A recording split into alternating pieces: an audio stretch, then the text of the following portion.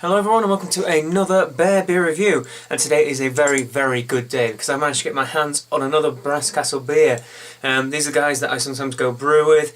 I have great fun when I'm over there, and this is the Sunshine IPA.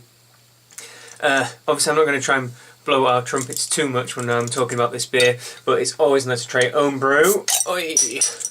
And we've just had a review done by Mr. Simon Martin, aka Mr. Real Ale Guide, on the Bad Kitty Vanilla Porter as well, so go check it out, see what he thinks. I did a review myself, but I mean, he puts it into a completely different perspective. He nails the beer down, and he loves it as well, which is always a good endorsement. So, go for an IPA. I'll give it a good pour out. I mean, you know what to expect in the IPA. Hops, and absolutely more hops. And this one's relatively fresh, I believe. Not too much head on it, maybe didn't give it enough vigorous pour. There is a nice little level, just a small little bubbly head. And it's quite dark for an IPA. It is more kind of on the dark amber kind of colours rather than the bright yellowy and sort of tanny kind of colours. But that's okay. Give it a good old smell.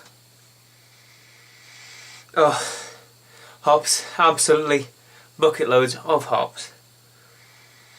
I mean, it does what an IPA is meant to do. It smells bright, it smells vibrant, it smells like sunshine. Go figure. And that's exactly what you need. It's a wonderful, bright and sunny day outside. Exactly what I need to be drinking on a hot day like this. Can you see the carbonation on the inside? It is fizzing away like crazy. It's not really showing through on the camera, but I can guarantee you there's a ton of carbonation going on the inside. So without further ado, here's to testing one of your own brews. Cheers.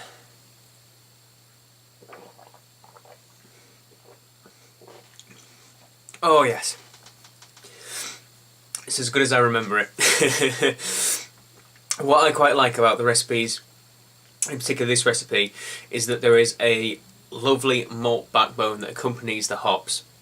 Sometimes you miss it with an IPA, and I think they can be quite watery, especially British style ones, British ale style IPAs. They have a really watery body and then like a light hoppy note, because they don't want to be too aggressive. They want to be hoppy, but they don't want to make them too full on for people. Well, what I think about Phil from Brass Castle's recipe is that you get a really rich malty backbone as well. It's nice and pungent, it's kind of a caramelly, almost kind of biscuity malt going on at the same time as you get this onrush with nice bright and fruity hoppy notes.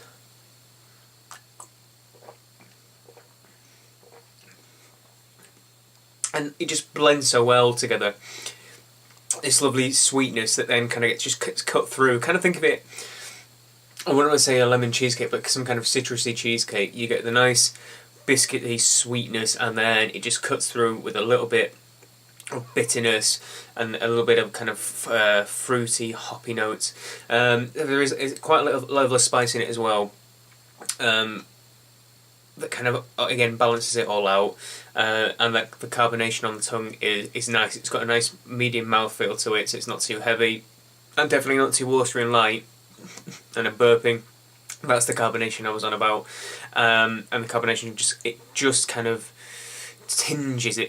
It's not overly present, like you would get from a kind of champagne yeasty sort of beer, but it's certainly still present. And again, if it was lacking the carbonation, it would lack in mouthfeel as well, and it just tastes like a fruit juice, to be honest.